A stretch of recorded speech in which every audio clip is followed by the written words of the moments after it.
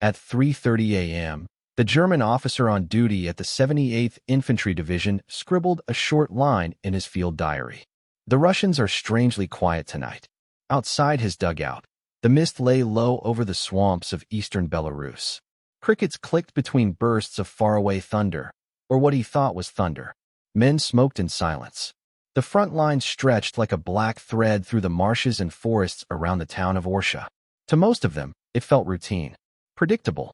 It was June 22, 1944, the third anniversary of Operation Barbarossa, the day Germany had invaded the Soviet Union. The irony was lost on no one. 3 years earlier, they had advanced across this same land. Now, they were digging in, waiting, confident that the main struggle of the war was already being decided far to the west, in France. The men joked quietly as the night dragged on. In their letters home, they had written that the Eastern Front had become quiet. One sergeant told his comrade that maybe the Russians were running out of men.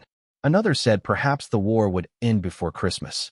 They were exhausted, but they still believed in the myth of their own control. Behind them, in the field headquarters near Borisov, the teleprinters clicked with monotonous rhythm, weather reports, ammunition inventories, routine orders. Everything looked stable. The front was holding. Berlin slept easily. What they didn't know, what no one on the German side truly understood, was that for 6 months, the Red Army had been preparing something vast and silent under their feet. Hundreds of miles east, Soviet marshals had synchronized watches down to the second. Maps were spread across tabletops under lantern light. Thousands of guns were hidden beneath branches and canvas. Entire armies had been moved into place without the Germans noticing. Divisions rerouted through forests, convoys masked as civilian traffic, false radio stations broadcasting phantom signals miles away. The code name for the operation was Bagration. At 3:43 a.m., the mist began to shift, stirred by a breeze that smelled of oil and wet earth. The German officer looked up from his diary, listening. The air itself seemed to vibrate. Then came a sound, distant, rolling, mechanical. Not thunder. Not wind. At exactly 3:45 a.m., 9,000 Soviet guns opened fire. The first shells landed across the German trenches like a wall of flame. Within seconds, the horizon erupted into continuous flashes. The ground heaved. Dust and smoke filled the air so completely that men couldn't see their own hands. Trees snapped in half. Horses screamed. Telephones went dead. A signal operator in the 256th Infantry tried to make contact with regimental headquarters. All he heard was static. He turned to his commander and shouted, "They're jamming the line." But the commander was already gone, thrown against the wall by the blast of a near miss. The bombardment didn't stop. It didn't even pulse. It was as if the earth had become one endless machine gun, firing from horizon to horizon. At the same time, Soviet bombers appeared out of the night sky, black silhouettes cutting through the orange haze. They struck bridges, fuel depots, command posts. German officers ran through burning trenches trying to rally their men, shouting orders that no one could hear over the thunder of the guns. By 4:15, entire battalions had ceased to exist. In one trench near Mogilev, a young private crouched with his hands over his ears, whispering over and over, "This isn't real. This isn't real." But it was. To the east, Soviet infantry waited in silence, their faces lit by the glow of their own artillery. At 4:30, whistles blew. The first waves rose from the smoke and began to move forward, stepping over craters and corpses, bayonets glinting in the half-light. Behind them came tanks, hundreds of them, grinding over the remains of the German defenses that had once been called impregnable. In the chaos, a field clerk tried to send one last radio message to headquarters. Under heavy attack from all sides. Entire sector collapsing. Cannot hold. The transmission cut off mid-word. By sunrise, the bombardment had rolled west like a moving storm. The landscape it left behind was unrecognizable. Trenches filled with mud and blood, shattered field guns twisted into knots, whole companies erased. At 6 a.m., the officer who had written, "The Russians are quiet tonight," tried to find his diary in the rubble of his command post. He never did. By dawn, 40 miles of the German line had simply ceased to exist. And no one in Berlin, not the generals, not even Hitler himself, had any idea what had just begun. Where are you watching from? Let me know in the comments below, and don't forget to subscribe to this channel. They called it maskirovka, deception, but that word barely touched what the Soviets had done. To the Germans, camouflage meant painting tanks, hiding guns under netting. To the Red Army, it meant something far deeper, an art form, a philosophy. It meant making your enemy believe in ghosts, and then killing him with the real thing. For 6 months before the bombardment of June 22, 1944, while Berlin watched the skies over France, the Soviet Union had been quietly constructing a shadow army in the forests of Belarus. Officially, it didn't exist. Even Soviet soldiers on the ground didn't know what they were part of. They just followed orders that made no sense. A bridge built here, a road extended there, fuel trucks moving under tarps in the middle of the night. What the Germans saw was routine. What they didn't see was the trap closing around them. In December 1943, Marshal Konstantin Rokossovsky received his orders from Stalin. Destroy Army Group Center. Not defeat. Not push back. Destroy. The task seemed impossible. The Germans had hundreds of thousands of men, dug in across rivers and fortified towns. But Rokossovsky smiled and said only one word: understood. He began to erase himself from German intelligence. Radio units in the north broadcast false messages day and night, pretending to coordinate imaginary divisions. Fake camps appeared near Pskov, complete with wooden tanks and papier-mâché aircraft. Entire engineer battalions were sent to build dummy bridges that led nowhere. Meanwhile, the real armies, for Soviet fronts, 2-3 million men, were slipping through forests and marshes hundreds of miles to the south. They moved only at night. Trucks ran with muffled engines. Horses pulled artillery over sodden ground. German aerial reconnaissance photographed the empty fields and reported, "No unusual movement detected." One Soviet officer later said, "We didn't hide our army. We hid the truth." The deception worked better than anyone dared to hope. In May 1944, German field reports described the central sector as quiet. Their analysts predicted the main Soviet attack would come in the Ukraine or the Baltic. On June 20th, just 2 days before the storm, a German general briefing his staff near Minsk told them confidently, "The Russians have no reserves left." That same night, 3 Soviet fronts, the 1st Baltic, the 3rd Belarusian, and the 2nd Belarusian, were already in position, their gun barrels loaded, their orders sealed. Soviet engineers had built 80 kilometers of secret roads through impassable swamp, laying thousands of logs end to end so tanks could cross. Supply depots had been dug underground, invisible from the air. It was not just strategy, it was theater. A captured German intelligence officer, interrogated weeks later, would admit in disbelief, "We didn't think the Russians could move entire armies without us knowing. But they moved a whole front, and we never saw it." Even within the Soviet command, the secrecy was absolute. The date and hour of the attack were known to only a handful of men. Commanders received sealed envelopes that they were forbidden to open until the night before. And in those envelopes, maps, coordinates, and a single phrase at the bottom of the page: Bagration begins at dawn. In the forests east of Orsha, Soviet infantrymen whispered among themselves. They could hear the hum of their own engines, the murmur of unseen columns in the dark. Some said it sounded like the earth itself was preparing to move. They had no idea they were about to take part in one of the largest offensives in human history. By the evening of June 21st, the deception was complete. The Germans still believed the main Soviet forces were hundreds of kilometers away. Their commanders relaxed, confident that nothing significant would happen on the anniversary of Barbarossa. That night, in a dugout near Minsk, a German major received a phone call from his reconnaissance unit. "Enemy movement?" he asked. The voice on the line hesitated. "None. It's too quiet." At 3:45 the next morning, 9,000 guns answered him. The first reports reaching German headquarters described a local Soviet attack. Within hours, the word local was scratched out and replaced with a single, panicked line: "The entire front is moving." Rokossovsky later said, "If deception were a weapon, we'd already won." And in a way, he had. Because by the time the Germans understood what was happening, the trap had already closed. By June 24th, for Soviet fronts, the 1st, 2nd, 3rd Belarusian, and 1st Baltic, were advancing in unison across 1,000 kilometers of front. To the men of Army Group Center, it felt as if the horizon itself had come alive. Tanks emerging from the fog. Infantry appearing from forests that had seemed empty for months. Bridges rising overnight where none had existed. To Berlin, it still looked like a diversion. They didn't yet realize that the Red Army wasn't attacking around them. It was attacking through them. And nothing, no orders, no reinforcements, no faith in the old arrogance of 1941 would save them now. The sky turned black, not from clouds, but from smoke. In Orsha, the German field headquarters tried to radio for air support. No answer. Only static. It was June 26, 1944. For 3 days, the Soviet offensive had rolled forward like a tidal wave. What had begun as artillery thunder was now a full collapse, a disintegration so vast that even veterans of Stalingrad couldn't comprehend it. To the German officers in the bunker beneath Orsha's train station, it seemed unreal.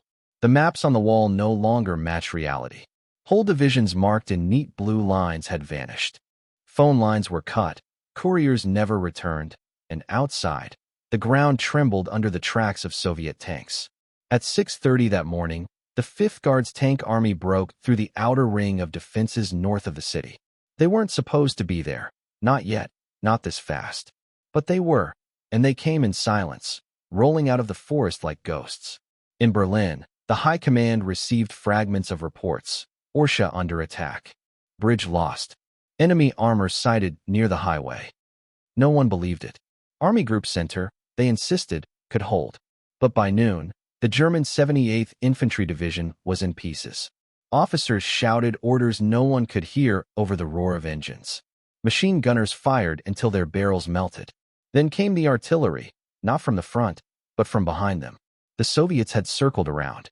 A captured German lieutenant later wrote from a prison camp. It was as if the front dissolved. The Russians were everywhere, in the woods, on the roads, even behind our lines. We no longer fought. We ran. In the chaos, a single order came from Berlin, signed personally by Hitler: no retreat. Hold your positions at all costs. For the men in Orsha, that command was a death sentence.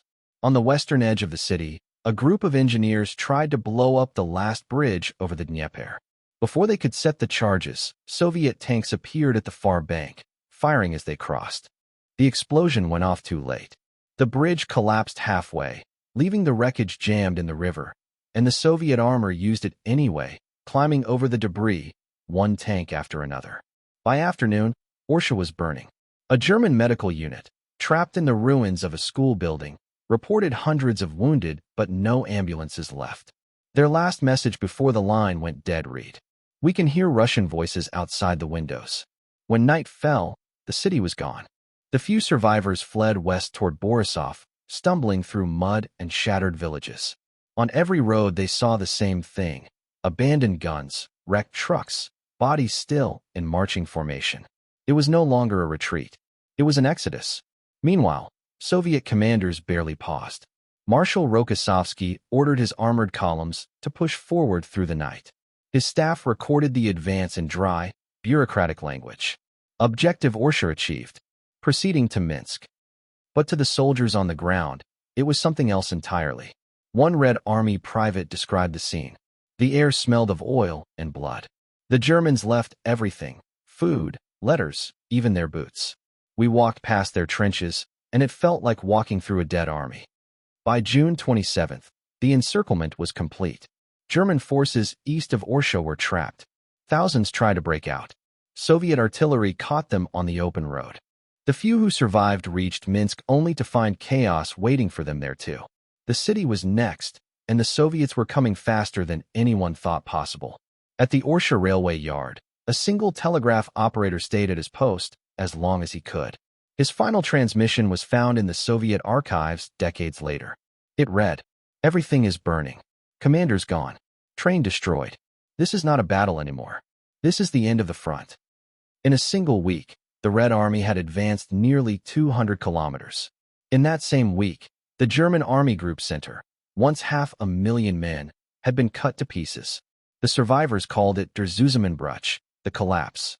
But in the Kremlin, Stalin called it something else. Justice. As the sun rose over the ruins of Orsha, Soviet soldiers planted a red flag on the remains of a water tower. Beneath it, the air shimmered with heat, smoke, and the smell of diesel. To the west, the roads to Minsk were open. And in Berlin, the maps still showed blue lines, neat, orderly, and entirely imaginary. On July 3, 1944, Soviet troops entered Minsk. By the time the city fell, more than 100,000 Germans were already trapped behind them. The smell of smoke and wet soil filled the air. What had once been the proud headquarters of Army Group Center was now a hollow shell, its walls collapsing under constant artillery fire. German maps still marked neat blue arrows for divisions that no longer existed. The roads to the west were gone, cut by Soviet armor that had moved faster than anyone thought possible. Inside the city, chaos reigned. Telephone lines hung like vines. Burning papers drifted through the streets. Somewhere, a military band's instruments lay scattered, mute and dented. Every street echoed with the sound of boots, first retreating, then surrendering. For the men trapped inside, there was no order left, only the instinct to survive. Commanders who had spent years barking orders in iron discipline now tore off their insignia. Trucks without fuel were set ablaze to keep warm at night. Food ran out in 2 days. Ammunition in 1. Soviet reconnaissance planes circled overhead, marking targets for the artillery. The shelling came in waves, first heavy, then lighter, then silent, as if the city itself were holding its breath. When Red Army tanks finally broke through the eastern suburbs, they met almost no resistance. The few remaining German soldiers who tried to fight were quickly overwhelmed.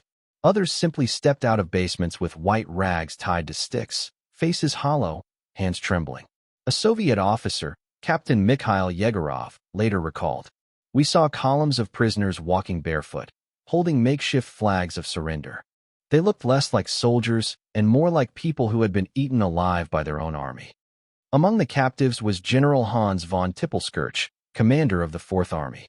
His staff had burned the codes, the maps, even their personal letters before surrendering. When questioned, Tippelskirch said quietly, "The army is gone. There is no command to obey." The German diary entries recovered after the battle tell the same story. One read, "We are running without a map, without orders, without hope. The Russians are everywhere." In Berlin, Hitler's staff refused to believe the reports. A radio message sent from the remnants of the Ninth Army read simply, "Encircled. Situation desperate." The reply from headquarters came hours later, "Hold positions." But there were no positions left to hold. By the second day of July, the ring around Minsk had closed. Soviet divisions of the 1st and 3rd Belarusian fronts linked up west of the city. Inside the pocket, 100,000 Germans were surrounded. Artillery pounded the escape routes. Soviet aircraft strafed the columns of wagons and vehicles trying to flee. A Red Army soldier described the aftermath. "We walked down the highway. For 20 kilometers, nothing but burned trucks and dead horses. Some of the Germans had shot themselves. Others just lay down and didn't get up again." The city itself was a ruin. Flames climbed from the shattered rooftops of Old Minsk, smoke curling into a black sky. Soviet soldiers hoisted red flags on what was left of the government buildings, on water towers, even on the twisted steel of tram lines. They found cellars filled with civilians, Russians, Belarusians, Jews, half-starved but alive. By evening, the Soviet radio broadcast the news: Minsk is free. Across the country, church bells rang. In Moscow, Stalin ordered a salute, 24 volleys from 124 guns. But on the front line, there was no celebration, only exhaustion and the heavy silence that follows victory. An officer in the 1st Guards Tank Army wrote in his notebook, "We thought we would feel triumph. Instead, there is only quiet. The fields are full of bodies, the smell of diesel and death." When dawn came, the Red Army moved on. The infantry left behind burial teams, the tank crews refueled, the medics tended to prisoners who could barely stand. Trucks filled with captured equipment rolled west. Inside the ruins of a school, Soviet correspondents photographed the captives, thin, ragged men with empty eyes, standing in lines that seemed to have no end. The photos would later appear in Pravda under the headline, "The End of the German Army in the East." But for those who had fought here, it didn't feel like an end. It felt like a warning. As one Soviet colonel wrote that night, when the smoke cleared, the road to the west was open, and the Red Army didn't stop. They called it the rolling front. No pauses, no regrouping. 500 kilometers in 23 days, faster than anyone had thought an army could move. After Minsk, there was no stopping. The Red Army had broken through, and now it was as if gravity itself pulled them westward. The maps in Soviet headquarters couldn't keep up. Every morning, the front line had already moved beyond what had been drawn the night before. Roads didn't matter anymore. Anything that could carry fuel or ammunition became part of the advance. Tractors, wagons, horses, even bicycles. Men clung to the sides of tanks, dozing as the columns rolled through burned-out villages and over twisted bridges. Marshal Zhukov called it the hour of momentum. He told his staff, "The enemy will never recover if we don't let him rest." So they didn't. By July 5, 1944, Soviet spearheads had crossed the Berezina River. By the 10th, they reached Baranovichi. On the 13th, Grodno. Each name had once been a fortress in the German line. Now it was just another waypoint on the road to the Vistula. German reports turned from orders into fragments. Lost contact with HQ. No fuel. Enemy tanks behind our flank. We are not retreating. We are disappearing. A German sergeant captured near Lida muttered to his interrogator, "It feels like the land itself is falling backward." For the Soviets, it was a kind of fever. Soldiers marched until their boots dissolved. Supply convoys couldn't catch up, so locals handed out bread, milk, anything they could spare. In villages that had seen nothing but occupation for 3 years, people watched with disbelief as Soviet tanks roared past like a river of steel. A young sapper, Lieutenant Alexei Buranin, wrote in his diary, "We don't march on roads, we march on their helmets. Every field has one." The pace was brutal. Some divisions advanced 50 kilometers a day, unheard of on the Eastern Front. Bridges were built and rebuilt overnight.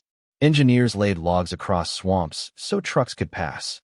Artillery fired on the move, barely stopping to re-aim. Logisticians at headquarters called the advance unsustainable. Zhukov's response was short: "The enemy doesn't rest, and neither will we." German units tried to form defensive lines along rivers, but every time they dug in, the Soviets were already on the other side. Entire corps were caught mid-retreat, surrounded, annihilated, and left behind as dust clouds on the horizon. By mid-July, the German command had lost track of 40 divisions. Army Group North was isolated. Army Group South was in chaos. There was no longer a front, only fragments. A Red Army staff officer remembered, "We didn't see battles anymore. We saw movements, like waves swallowing the shore." To the soldiers, the war no longer felt like it had fronts or flanks. It was just direction, west. On July 17th, the Soviet Union staged its victory parade in Moscow. 20,000 German prisoners were marched through the streets, a grim procession of silence and humiliation. People called it the Parade of the Defeated. Behind them, street-cleaning trucks washed away the dust, symbolic, deliberate, merciless. But while Moscow celebrated, the front didn't stop. By July 20th, Soviet vanguards were already crossing into eastern Poland. Their engines coughed from overuse, tracks worn thin, barrels glowing from constant firing. Crews slept on armor still warm from battle. At headquarters, maps showed arrows stretching to the Vistula, the last great river before Germany itself. Stalin's staff calculated the advance, 500 kilometers in 23 days. It wasn't just speed, it was velocity of history. A German field officer wrote home, a letter never delivered. "They move like a storm. We have no lines, no time, no faith left." For many, the war was over. They just hadn't admitted it yet. Soviet commanders spoke of the campaign with pride, but among the men, exhaustion crept in. Fuel shortages turned tanks into immobile bunkers. Ammunition wagons ran dry. In the fields of Poland, soldiers began to look west and whisper, "Berlin can't be far." By the end of July, they reached the Vistula River. Across it lay the heart of Germany's eastern wall. They stopped, not from choice, but necessity. Engines needed rest. Bridges had to be built. The men had marched as far as flesh could go. The front line stretched from the Baltic to the Carpathians, a red arc across half of Europe. Behind them lay the wreckage of an empire. Ahead, the gates to another. When the reports came in, 57 German divisions destroyed, over 400,000 casualties, the entire army group center erased. Even Stalin paused. "So fast," he said quietly. "It's almost unnatural." That night, in a Polish meadow lit by the glow of burning towns, a Soviet tanker wrote one sentence in his notebook. "We didn't chase them, we replaced them." And by July 28th, as dawn broke over the Vistula, the Red Army stood on the threshold of a new frontier. Germany's eastern wall was next. In Hitler's headquarters, the maps still showed the front near Minsk. But Minsk was gone. By late July 1944, Berlin was living in a fantasy drawn in blue pencil and red arrows. Inside the Wolf's Lair, Wolfschanz, Hitler's bunker in East Prussia, the air smelled of damp concrete, tobacco, and fear. The walls vibrated with news that no one wanted to deliver. Field reports from the east arrived in fragments. Orsha lost. No contact with Fourth Army. Retreating to the Berezina. But Hitler waved them away with a trembling hand. "A temporary withdrawal," he insisted. "The line will stabilize." It never did. Across the table, General Heinz Guderian stared at the situation maps in disbelief. The divisions that were supposed to defend Poland no longer existed. Yet every time he spoke, Hitler cut him off. "They are exaggerating," he said. "It's another Stalingrad hysteria." But it wasn't hysteria. It was annihilation. In the corridors outside the briefing room, aides whispered about entire armies gone missing, 4th, 9th, and parts of 3rd Panzer. The numbers didn't add up anymore. Nearly 500,000 men vanished in a month. Even the most loyal officers stopped pretending they could make sense of it. A stenographer later recalled, "We wrote down orders for divisions that no longer existed.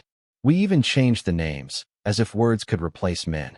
The atmosphere in the Führerhauptquartier was suffocating. Hitler refused to eat.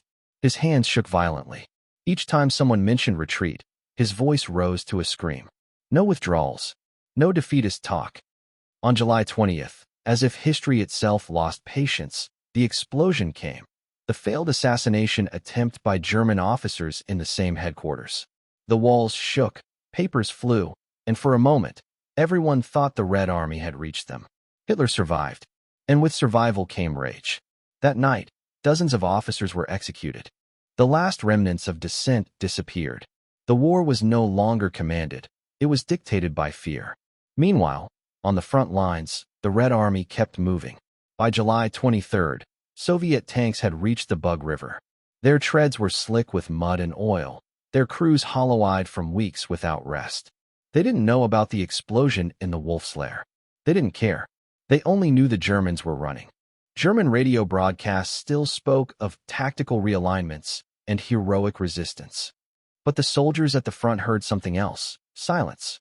No orders, no reinforcements, no supply trucks. Just empty roads and the echo of their own retreat. A lieutenant in the shattered remnants of the 12th Infantry Division wrote in his diary, "We move west because there is nothing else to do. The sky belongs to the Russians, the ground to the dead." By the end of July, Soviet advance units were already on the outskirts of Warsaw. In the rear, the full scale of Operation Bagration became clear. For Soviet fronts, 2 million men, 6,000 tanks, and nearly 5,000 aircraft, the largest offensive of the entire war. 57 German divisions had ceased to exist. Another 40 were reduced to fragments. Over 400,000 soldiers were killed, wounded, or captured. Army Group Center, once the pride of the Wehrmacht, had been erased from the map. General Guderian would later write, "It was not a front anymore, it was a wound, and it was still bleeding." In Berlin, the propaganda ministry broadcast cheerful reports about the Western Front, about the heroic stand in Normandy. No one dared to mention Bagration. The loss was too vast to fit into words. Yet the silence said everything. Factories couldn't replace the tanks. Trains couldn't replace the men. Germany's war machine, once relentless, was now hollow, a clock still ticking after the gears were gone. A single intercepted message from a German division summed up the mood. "We are still fighting, but we are ghosts." On July 30th, Red Army scouts reached the Vistula River. They were within artillery range of Warsaw. Beyond that river lay Germany's true eastern border, the Reich's last wall. In Moscow, Stalin studied the latest situation report. His finger traced the red arrows stretching from Minsk to the Vistula. Then he looked up and said quietly, "History moves faster than fear." By dawn, new orders were issued. Cross the river when possible. For the first time, German civilians began to sense the change. Refugees streamed westward, carrying children and silence. The myth of invincibility had died somewhere between Orsha and Warsaw. A Soviet pilot described the view from above. The German roads looked like veins, pulsing west, full of life, trying to escape.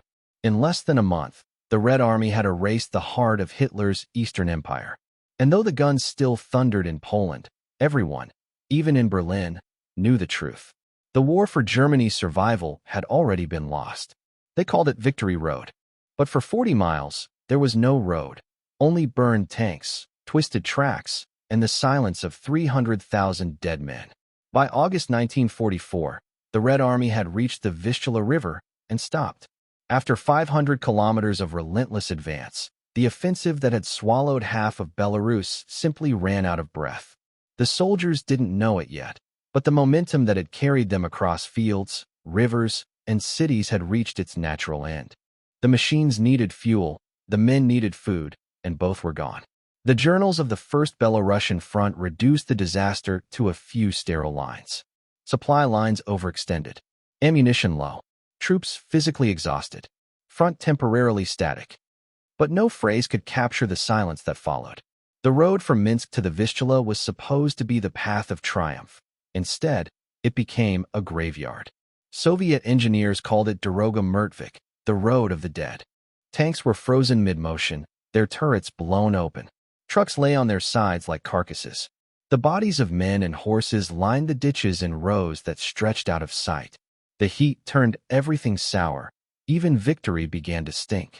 Lieutenant Alexei Barenin, a combat sapper, later wrote in his field diary, "We advanced faster than our own dead were buried." Sometimes, when the wind came from the west, it brought the smell of burning cities, and sometimes it brought the smell of us. They were within sight of Warsaw now, the heart of Poland, the last step before Germany itself. But the offensive that had devoured the Wehrmacht's Army Group Center had consumed its own strength as well. The Red Army's tanks had outrun their fuel trains by hundreds of kilometers. Every drop of gasoline was rationed. Food convoys lagged behind, stuck on roads the engineers hadn't yet repaired. Soldiers slept beside their vehicles, too weak to dig trenches, too tired even to curse. Then came the sound that haunted them for decades, the crackle of gunfire from across the river. In Warsaw, on August 1st, 1944, the Polish Home Army had risen against the Germans. Tens of thousands of partisans poured into the streets, waving white and red armbands, shouting, "For freedom!" They believed help was coming. The Soviets were just across the river. They could see their artillery flashes at night. For days, the Polish resistance fought street by street. They held the bridges, sent desperate radio messages into the ether. To the Red Army, "We are fighting the Germans in Warsaw. Please assist. We are holding the bridges. We are waiting." The Soviets heard the messages and did nothing. Marshal Konstantin Rokossovsky's headquarters sent requests to Moscow, permission to cross, to send supplies, to at least use artillery support. None were approved. Stalin's orders were simple: do not advance further until regrouping. But everyone at the front knew what that meant. Let them burn. Stalin saw the uprising as a political act, not a military one. These Poles did not fight for him. They fought for a government in exile in London. Helping them meant strengthening future enemies. So he let the Germans crush them. The soldiers didn't know this. They only saw the smoke. Private Ivan Kovalenko wrote home. "Across the river, the city burns. We can see the fires at night. The Poles are fighting the Germans. We hear explosions, screaming. But our officers say, wait for fuel, wait for orders. How can we wait for orders when people burn?" The smell of ash carried over the water. At dusk, the horizon glowed orange, and the men stared at it in silence. They called it the fire that never moved. One evening, a Soviet captain pointed toward the city and said, "Look at that. That's what victory looks like." No one laughed. Even the weather seemed to mock them. The August heat broke into sudden rainstorms, turning the fields into mud and washing soot into the river. The tanks stood like islands in the flood, their tracks half submerged, crews sheltering under tarps, listening to the thunder, or maybe artillery.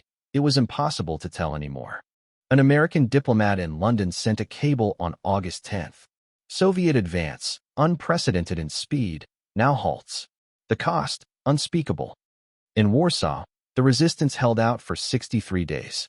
Civilians fought with rifles, with kitchen knives, with their hands. When the ammunition ran out, they used bottles and bricks. German bombers leveled block after block. Across the river, the Red Army listened to the city die. A war correspondent who visited the front months later described the road behind them. The land itself looked burned out, like a matchbox that had already served its purpose. In one trench, soldiers carved words into a wooden crate. We reached the end of the world, and it was empty. That August, the greatest Soviet offensive of the war turned into a still life, a picture of exhaustion. Historians would later call it a pause for regrouping. But for those who lived it, it felt like the edge of something unspoken. Rokossovsky's own report to the Kremlin was clinical. Enemy resistance minimal. Operational pause due to logistical exhaustion. He didn't mention the flames on the opposite bank. By late August, the fire over Warsaw dimmed. The uprising had been crushed. Tens of thousands were dead, the city reduced to rubble. The soldiers who had watched it burn were ordered to pull back and dig in for winter positions. Baranine wrote one last entry in his notebook that year. We stood by the river for 30 days. We could have crossed in one. But orders are stronger than rivers. Stronger even than guilt. When the men finally moved again, Warsaw was a grave. The river flowed past in silence, carrying the ashes of both victory and defeat downstream. Across the Vistula, the city burned. They could see the flames. They could hear the screams. But they didn't move. In the official reports, the victory was described as total. But the numbers never quite made sense. By the summer of 1944, the Soviet Union had achieved what no army in history had done before: the complete destruction of an enemy front over 1,000 kilometers wide. Operation Bagration had erased the Wehrmacht's army group center from the map. German divisions that had fought since the first day of the war simply vanished into the forests and swamps of Belarus. Soviet newspapers called it the triumph of the Red Army. Posters appeared in Moscow showing tanks charging westward under bright banners. But inside the military archives, the tone was colder, mathematical. One after-action report from the 1st Belarusian Front read, "Enemy losses, approximately 450,000 killed, wounded, or captured. Our losses, 765,815 total casualties, of which 178,000 irrecoverable." No one mentioned those figures in the speeches. The Soviet press printed headlines about liberation, but inside the field hospitals, the doctors worked without rest, amputating limbs, cleaning wounds, recording numbers. Success, one medic said, is when a man leaves the tent alive. Colonel Cherniak, a staff officer, wrote a note to himself, not for the record, but for his own memory. We are no longer advancing. We are falling forward. The Red Army had moved so fast that its own structure broke apart. Regiments disappeared in the mud. Units mixed and reformed on the march. Drivers fell asleep at the wheel. Horses collapsed on the roadside, tongues black from exhaustion. A quartermaster in the 3rd Belarusian Front reported that bread deliveries were being dropped from planes because no truck could reach the front line without breaking down. He added a single sentence: "Men sleep standing." Yet the order was always the same: move west. The machine couldn't stop. Every general knew what happened to those who hesitated. For the Germans, there was nothing left to resist with. Survivors of the 9th Army surrendered in groups of hundreds. One captured officer said quietly to his interrogator, "We were beaten not by men, but by movement." It was true. The Soviet advance had become more than strategy. It was a living force, driven by momentum and vengeance. For 3 years they had been retreating, dying, watching their cities burn. Now they were unstoppable. But beneath the triumph was fatigue, not the simple tiredness of soldiers, but something deeper, a weariness of existence. They had seen too much, buried too many, crossed too many rivers of mud and blood. In late July, a Soviet war correspondent named Yevgeny Petrov sent an article that never made it to print. It was intercepted by censors and filed away in the archives. It read, "There are no heroes here, only survivors. We walk through the land we have won, and it looks like the one we lost." For every destroyed German column, there were Soviet graves nearby, shallow, nameless, marked by helmets stuck into the ground. In one sector near Baranovichi, an entire division had to be buried twice, once after the battle, and again after the rains uncovered them. Still, the official language remained unchanged, complete success. In Moscow, Stalin spoke to his generals. "The Germans are finished," he said. "We have torn out their central nerve." Then he raised his glass in a toast. But those who had come from the front didn't drink. They had seen the price of that victory. An American historian writing a decade later would calculate the scale with detached precision. In 23 days, the Red Army destroyed a German force larger than the one the Western Allies faced in Normandy. Then he added, "Most Americans have never heard of it." And that became part of the tragedy. The greatest Soviet victory of the war, hidden in the shadow of D-Day, remembered only by those who bled for it. For the soldiers who fought it, there was no glory, no celebration, just the endless march westward, through the wreckage of a world already broken. One veteran recalled decades later, "When we stopped, we didn't cheer. We just looked around and asked, who's still alive?" The official numbers would enter history as proof of triumph. But for those who counted them, they were not statistics, they were names.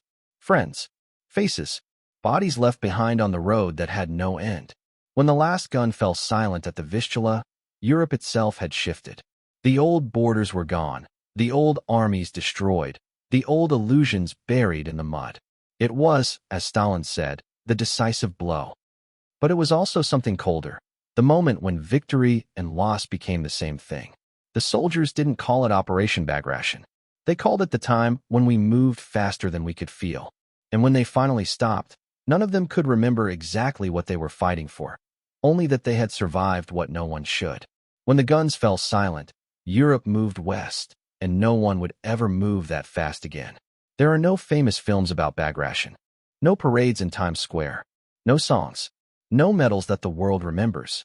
But on the Eastern Front, they still whisper one number, 23 days. That was all it took to erase the heart of Hitler's Eastern Empire. 23 days for an army of 2 million men to advance 500 kilometers, destroy 57 enemy divisions, and change the map of Europe forever.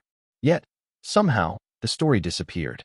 After the war, the Soviet Union celebrated Stalingrad, Leningrad, Kursk, the battles that fit the myth of struggle and glory. Bagration didn't fit. It was too fast, too vast, too costly to turn into legend. It left no single city to name, no iconic moment, only the endless motion of men and machines moving west until the world itself seemed to bend. For the West, it was even less. By June 1944, the eyes of the world were fixed on Normandy, on Omaha, Utah, and the beaches of France. Reporters wrote of American heroism, British endurance, Canadian sacrifice. Few mentioned the Soviet advance that began 2 weeks later and dwarfed it in scale.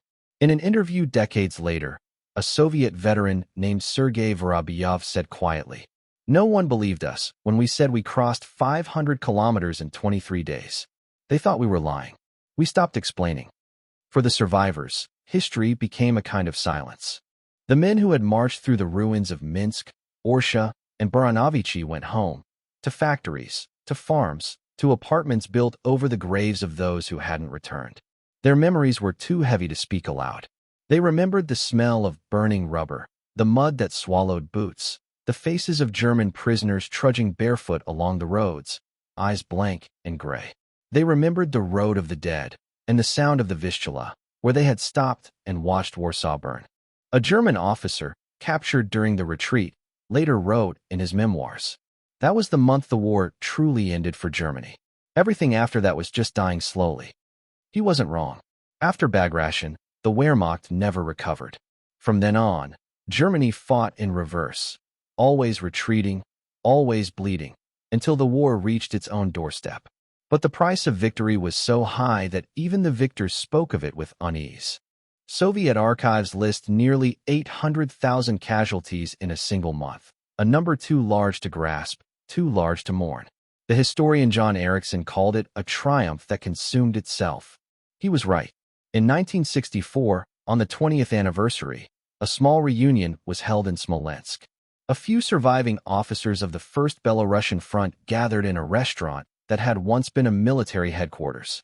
They raised their glasses not to Stalin, not to victory, but to those who hadn't come home. One of them, Colonel Cherniak, the man who had written, "We are falling forward," in his diary, said a final toast before they parted. "We built the road to Berlin out of bodies. I only hope it leads somewhere better." No one answered. By then, Bagration was already fading from memory, buried beneath propaganda, overshadowed by other victories, drowned in the politics of the Cold War. The veterans aged, their stories reduced to footnotes in Western books, their faces to black and white photographs in forgotten archives. And yet, for those who were there, the sound never left them. The thunder of artillery, the endless roar of engines, the metallic rhythm of treads grinding through mud. For them, that was the true soundtrack of the war's turning point. In 1982, a Soviet journalist interviewed a group of old soldiers for a documentary that was never released. One of them, his hands shaking, said simply, "We thought we were fighting for victory, but we were fighting for silence, for the day when the guns would stop." He paused, then added, "They told us we'd be heroes. But heroes have names. We don't." The camera caught his eyes, clear, calm, and unbearably tired. That's how Bagration ended, not with a triumphal march, but with the quiet knowledge that they had done the impossible and that no one would ever truly understand it. It was the victory no one remembered, but it changed everything that came after. Because sometimes history doesn't shout. Sometimes it moves quietly, through mud, through smoke, through 23 days that decided the fate of millions. Wars are fought with guns, but peace is made by those who walk until there's nowhere left to go.